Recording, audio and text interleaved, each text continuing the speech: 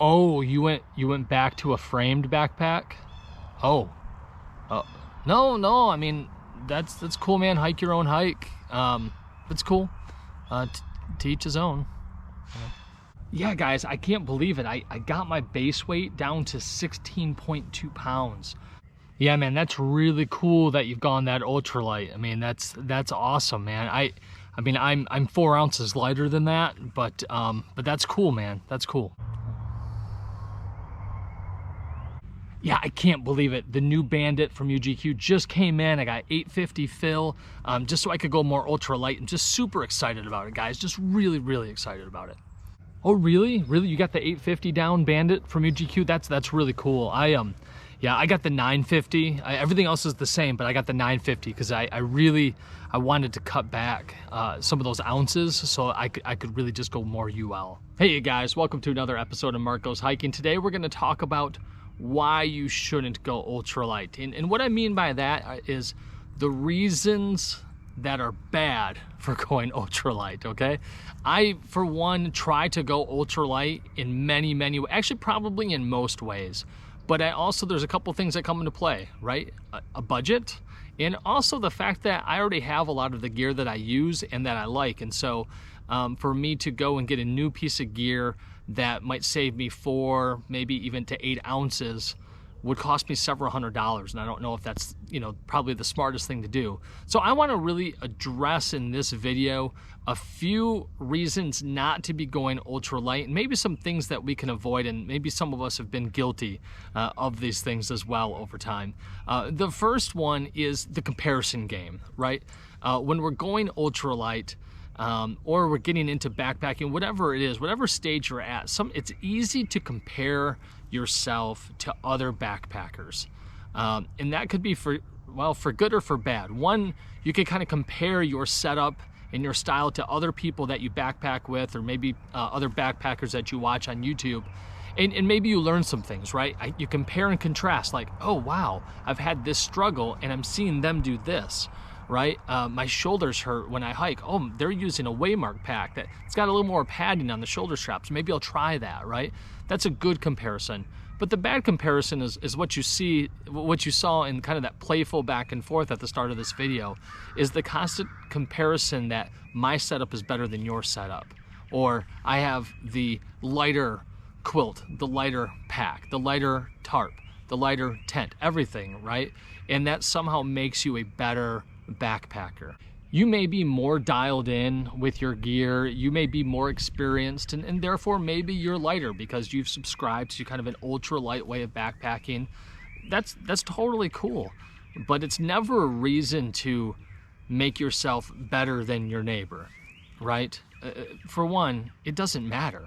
If somebody wants to carry a 35-pound pack for a weekend, let them do it, right? If they want to carry around a 4-pound tent, or I like to carry a bridge hammock on most of my trips. Yeah, it's a little heavier, but you know what? I get a really good night's sleep, right? So it's worth it to me. So if we're comparing ourselves to make ourselves better than our neighbor backpacker, frankly, we're doing it wrong. The other reason I think we get into a trap of going ultralight for the wrong reason is when we do it just because somebody else does it. For me, when I started getting back into backpacking and watching a lot of YouTube videos, I was watching Darwin on the Trail. Love his videos. That guy, he's got his gear just dialed into the max, no doubt. It's pretty impressive. But I found myself mimicking him for the wrong reasons. Like maybe I felt like I was a better backpacker because I got the gear that Darwin had, right? And although he's recommending great gear and there's a reason why he uses it, and so if you want to find something that works, watch his videos and you're going to get some really good information about good gear to get. But I wasn't doing that. I wasn't learning from him and then making my own decisions on what gear to get. I wanted to get the gear he had because he had it, right? And it's so weird. Like I'm a middle-aged man. What am I doing, right? But I trusted the source, and like, this guy's looking like he's having a blast out on the trail. Now, yes, he had to embrace the suck as well, but my reasons were not pure reasons, right? I was doing it because somebody else was doing it. I think what's happened over time for me is that I've learned why I like to ultralight backpack. And that's what I want to talk about for the rest of this video is why do I want to have ultralight gear, or why do I want to get my gear as light as possible?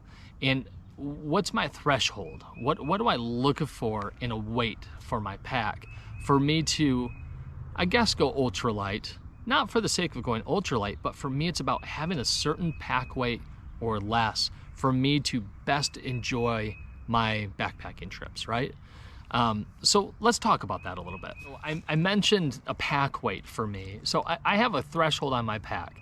If I'm gonna go out for a 2 or 3 night trip with everything in my pack, with water and everything, I don't wanna go over 24 pounds in my pack, okay?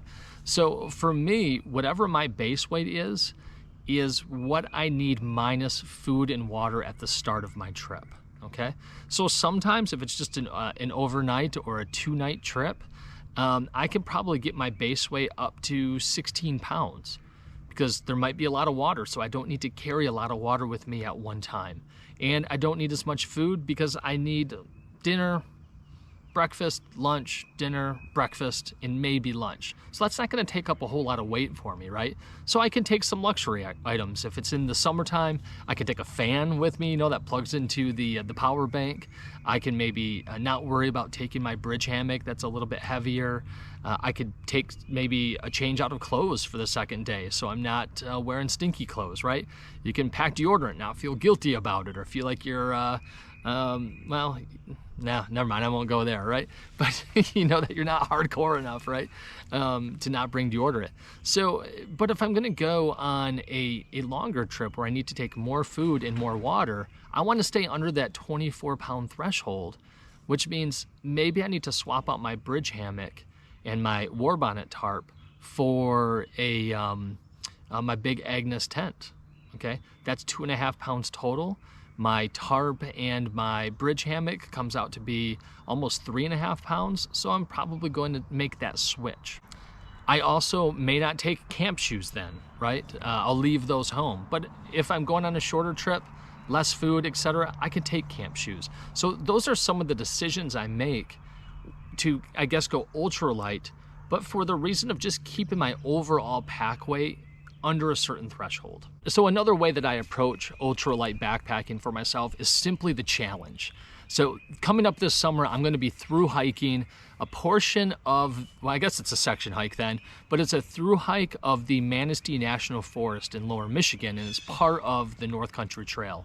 And that's 135 miles. I'm gonna be doing, I have a goal of doing it in one evening and then 5 days. So 5 days in a couple hours is what I'm really shooting for. It'll probably end up taking me 6 days plus that couple hours on the first night.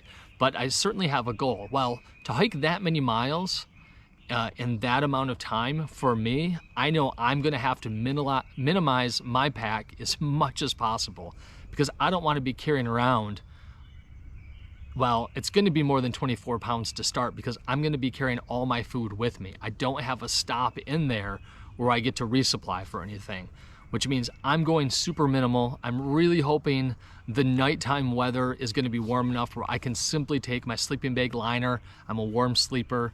I'm going to be stinky because I'm not bringing a change of clothes, right? I'm going to bring 1 extra pair of shorts, 1 extra pair of socks, and a very thin long sleeve outdoor research shirt. That's it. I'm gonna be one stinky dude at the end of this trip. Thankfully, there's enough streams, there's a river at the end where I can dive in and get some of the stink off, right? But there's a challenge part of it that I like about going ultralight. How light can I go? How minimalistic can I go? And still be safe, of course, by having a proper med kit with me and making sure I have enough food, enough water, and whatnot. But I'm thinking about foregoing a pillow. I'm even thinking about foregoing a blow-up mattress and just sleeping on a thin pad and see how that works. I'm not quite sure, you know, being in your 40s and doing that doesn't sound too appealing, but there's a challenge aspect of it that sounds really appealing to me. So I think that's another cool reason to go ultralight is simply for the challenge. I have one more reason of why I like to go ultralight. And I mentioned it just a moment ago, I'm in my 40s, right? Although this year, I've dropped 20 pounds so far this year, I'm still a big guy, which means over time, my knees, well, they're probably gonna feel the beating that I put on them. So there's a few things I need to consider with that. One, I have to make sure I have the proper footwear so that my knees don't take as much of a beating as possible. Also, that I listen to my body, and if my knees start to get sore, I don't want to do any damage to them, so I maybe have to, cut back on my miles for the day, or maybe bail on the trip that I'm on, right? But if we could keep the pack weight down, that will allow me to save the knees a little bit, probably save the back a little bit too. But I think I'm pretty dialed in on the pack that I have and how I pack it, that I'm taking the stress off my back. But the extra weight that you're carrying around for those miles, that takes a toll on the body. And so if we can cut 5 pounds or 10 pounds off a pack over the course of 40 or 50 miles, or even a 20-mile weekend trip, or a one-day 20-mile trip, that's going to help, right, overall. And I think that the accumulation of helping is probably going to be worth it. Now, in the end, who knows, my knees might still go out. That's fine. You still got to live. You can't be 100% preventative at all time, but I think we have to, practice some wisdom and practice some temperance, and get smart about what we pack, how we pack, and then, of course, what we eat and how we eat, right? Take care of our body, take care of the temple, right? It's a total gift, so we need to take care of it.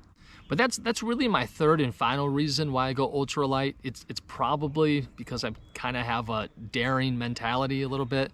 It's probably the least reason I go, but nonetheless, it is a necessity. It could also be just an excuse of why I go ultralight, because it's better for my body. I don't know. I have to think about that a little bit. But okay. In conclusion, there's a couple reasons that you really should not go ultralight. Your intention, what is your reason for doing it? Really check that, right? And then how do you come off to your fellow backpackers? Because, I've done it too. You just play the comparison game, and it's just not cool. There's no happiness that comes from that anyway. And, I gave you 3 reasons of why I go ultralight backpacking. I'm kind of curious, what about you? Do you go ultralight? Are you all in? Are you semi-in, or do you think it's just a stupid waste of time? And what's your primary reason? Leave that down in the comments below. I'd love to hear what your reason is for going ultralight. All right, thanks for spending this time with me. Please consider hitting that like button. Please consider subscribing and commenting below. And take care, and we'll see you guys on the next video.